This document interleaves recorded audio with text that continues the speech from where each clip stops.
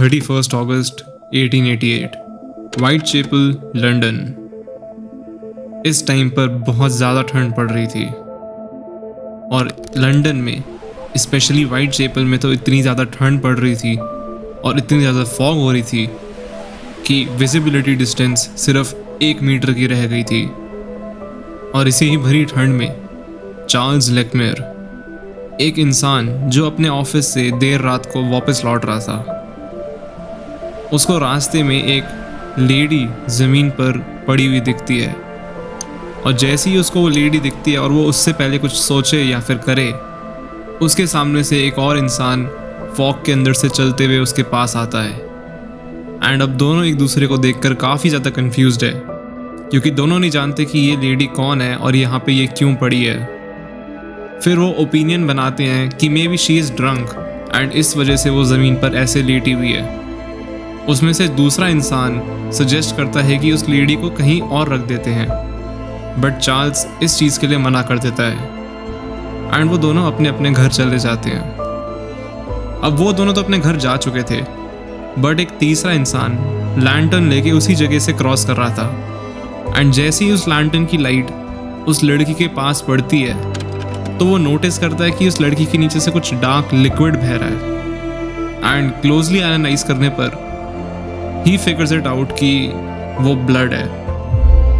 या you heard it right, उस लड़की से बहुत सारा खून बह रहा था, as if she was murdered. और ये तो सिर्फ शुरुआत थी वर्ल्ड के सबसे अननोन और सबसे फेमस सीरियल किलर की किलिंग्स की। अगर तुमने यहाँ तक गेस नहीं करा तो मैं तुम्हें बता देता हूँ, this story is about Jack the Ripper.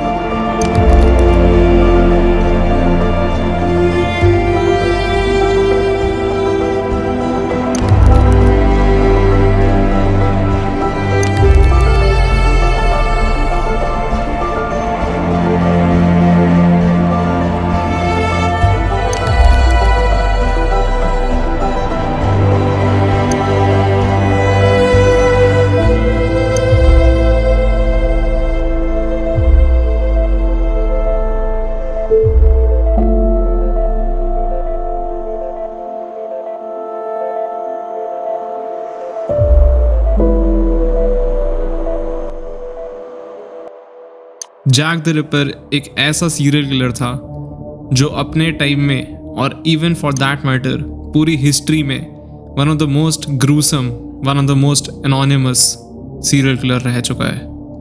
Jack की जो फर्स्ट विक्टिम थी उसका नाम था मैरी एन निकोलस। और मैंने यहाँ पे फर्स्ट क्यों कहा है तुम्हें जल्दी आगे पता लग जाएगा। जैक ने मैरी को बहुत ज़्यादा ब्रूटली मारा था। जैक ने उसके गले पे एक बहुत डीप कट मारा था और उसको कई बार स्टैब भी करा था, बट इस मर्डर के बारे में ज़्यादा न्यूज़ नहीं आई और ये कुछ दिनों में ये बात दब गई, क्योंकि इट वॉज 1888। जैक की अगली और दूसरी विक्टिम थी जिसका नाम था एनी चैपमैन, और इसका मर्डर मैरी से भी बहुत ज़्यादा ब्रूटली हुआ था। और इस बार तो जैक ने एनी को म्यूटिलेट तक कर दिया था। म्यूटिलेट यानी एनी के काफ़ी सारे पीसेस कर दिए थे एंड उसमें से एनी के काफ़ी सारे ऑर्गन्स भी मिसिंग थे, जैसे कि उसकी इंटेस्टाइन, उसकी लिवर और काफ़ी सारे ऐसे पार्ट्स। अब जैक ने 9 दिनों में 2 मर्डर्स कर दिए थे एंड इस चीज़ के बारे में सारे लंदन में, फॉर दैट मैटर पूरे वर्ल्ड में, जैक द रिपर का नाम बनने लगा था एंड वो फेमस होने लगा था फॉर हिज सीरियल किलिंग्स। अब हद तो तब पार होती है जब जैक लेटर्स लिख के पुलिस को भेज रहा था एंड अपने लेटर्स में वो बता रहा था कि उन्होंने अपने विक्टिम्स को कैसे मारा है, बट 99% या फॉर दैट मैटर सारे ही लेटर्स फेक थे, एक लेटर को छोड़ के। और ये एक लेटर जैक द रिपर का ही था। इस लेटर के एड्रेस में लिखा था फ्रॉम हेल, और ये लेटर इसलिए खास था क्योंकि इस लेटर के साथ एक प्लास्टिक बैग भी आया था। और इस लेटर के प्लास्टिक बैग के अंदर अब तुम सोच रहे हो कि होगा क्या ऐसा which makes it different from other letters. तो मैं तुम्हें बता देता हूँ कि इस बैग के अंदर एक हाफ ह्यूमन किडनी थी, एक हाफ ह्यूमन किडनी। जैसे ही पुलिस ने इस हाफ ह्यूमन किडनी को देखा वो तुरंत अलर्ट हो गए एंड उन्होंने अपने आसपास की लोकेलिटी में पुलिस सर्च और पुलिस वारंट्स इशू कर दिए। एलिजाबेथ स्ट्राइड एंड कैथरीन, ये दो लोग जैक की अगली विक्टिम्स थी। एंड शॉकिंग बात ये थी कि इन दोनों विक्टिम्स को जैक ने सिर्फ 1 ही घंटे के अंदर मारा था।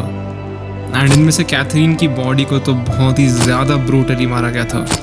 अगर मैं तुम्हें थोड़ी डिटेल्स बताऊं तो कैथरीन की बॉडी से काफ़ी सारे ऑर्गन्स मिसिंग थे, जिसमें से उसकी लिवर, उसकी इंटेस्टाइन, उसकी किडनी एंड उसका ब्रेन, चारों मिसिंग थे। एंड अगर अब तुम सोच रहे होगे कि मैं तुम्हें ऐसा क्यों बता रहा हूँ, मैं तुम्हें इतनी डिटेल में क्यों बता रहा हूँ ये सब चीज़ें, तो तुम्हें याद होगा कि मैंने तुम्हें थोड़ी देर पहले ही बताया था कि पुलिस के पास एक लेटर गया था एंड उसके साथ एक अटैचमेंट भी थी जिसमें एक हाफ ह्यूमन किडनी भी थी। I guess you remember it. तो उस हाफ ह्यूमन किडनी के बारे में मैं तुम्हें बताने जा रहा हूँ। एक्चुअली में जैक द रिपर ने उस लेटर के अंदर ये भी मेंशन किया था कि उसने वो हाफ ह्यूमन किडनी कंज्यूम करी थी फ्राई करके, एंड वो किडनी कैथरीन की ही थी। जब मैंने ये वाली चीज़ पढ़ी थी तो मैं तो बिल्कुल शॉक हो गया था। मुझे नौशिया हो रहा था, मेरे को उल्टी जैसा फील हो रहा था। लेकिन शायद तुम भी खा रहे होगे, तुम भी देख रहे होगे, तो I am sorry for that. But अब इस पॉइंट तक तो मैंने तुम्हें सारी स्टोरी समझा दी है। बट अब तुम भी सोच रहे हो कि जैक ने सिर्फ वुमेन को क्यों टारगेट किया, वो किसी और को भी तो मार सकता था। बट इसके पीछे भी एक रीज़न है। एक्चुअली में जैक ने जिन लड़कियों को मारने का सोचा था उनके बीच में कॉमन लिंक था, और वो लिंक था कि they were the lady of the night, या मैं आसान भाषा में कहूँ तो they were the prostitutes. And maybe Jack को इनसे कुछ नफरत होगी या कुछ पर्सनल प्रॉब्लम होगी, जिस चक्कर में जैक ने इन किलिंग्स को करा। जब पुलिस अलर्ट पे थी तो उन्होंने काफ़ी सारे सस्पेक्ट्स को शॉर्टलिस्ट करा, बट धीरे धीरे करके उन शॉर्टलिस्टेड सस्पेक्ट्स में से भी काफ़ी सारे सस्पेक्ट्स ऐसे थे जिनका रूटीन और जिनका जो नेचर है वो जैक द रिपर के बिल्कुल भी अलाइनमेंट में नहीं था। तो फिर बच बचा के सिर्फ 5 या 6 ही ऐसे सस्पेक्ट्स रह गए थे, और इनमें से एक सस्पेक्ट था जेम्स मेब्रिक। एंड ये सारी चीज़ें तब सेंस बनाने लगी जब जेम्स मेब्रिक की एक डायरी पुलिस के हाथों लगी। लेकिन ये डायरी पुलिस के हाथों 100 साल बाद लगी, जब तक मे बी जेम्स मेब्रिक मर चुका होगा। बट इस डायरी को थोड़े ही टाइम में फेक और फोर्स्ड कंसिडर कर दिया था। So there was no point कि Jack the Ripper James Maybrick है, या उसके बारे में कोई सॉलिड एविडेंस भी नहीं था। सो पुलिस ने जेम्स द मेब्रिक को जैक द रिपर नहीं कंसिडर करा। अब यहाँ तक कोई सॉलिड सस्पेक्ट नहीं मिला था। बट याद करो, वीडियो की स्टार्टिंग में मैंने तुम्हें एक चीज़ बताई थी। तुम्हें मैंने एक स्टोरी बताई थी अबाउट एक इंसान जिसका नाम था चार्ल्स लेकमेयर, जो अपने ऑफिस से देर रात को वापस लौट रहा था एंड उसे रास्ते में एक लड़की पड़ी हुई मिली थी, राइट? अगर अब मैं तुम्हें कहूँ कि शायद चार्ल्स लेकमेयर ही मर्डरर हो, जैक द रिपर हो, तो तुम्हारा क्या ओपिनियन होगा? एक्चुअली में ये सारी थ्योरीज हैं एंड इसमें से कोई भी एक सॉलिड एविडेंस की तरह नहीं इनैक्ट कर सकता। बट श्योरली मैं तुम्हें चाहूँगा कि तुम इस चीज़ को प्रूव करो, डिबंक करो, क्योंकि मेरे हिसाब से जैक द रिपर सिर्फ एक अर्बन लेजेंड है। हो सकता है मैं गलत हूँ, लेकिन मैं तुम्हारा ओपिनियन जानना चाहूँगा। एंड तुम सबसे एक और रिक्वेस्ट है, मैं काफ़ी टाइम से मेहनत कर रहा हूँ एंड आई वांट कि तुम मुझे और लोगों तक पहुँचाओ, ताकि मैं और ऐसा एंटरटेनिंग कंटेंट बनाऊँ जिसमें तुम्हें देखने में भी मज़ा आए एंड मुझे बनाने में भी मज़ा आए। इसलिए मैं चाहूँगा कि तुम इस वीडियो को लाइक भी कर दो एंड मेरे चैनल को सब्सक्राइब भी कर दो। इससे मुझे एल्गोरिदम में घुसने में हेल्प होगी एंड मैं और लोगों तक पहुंच पाऊंगा। Thanks for watching. बाय।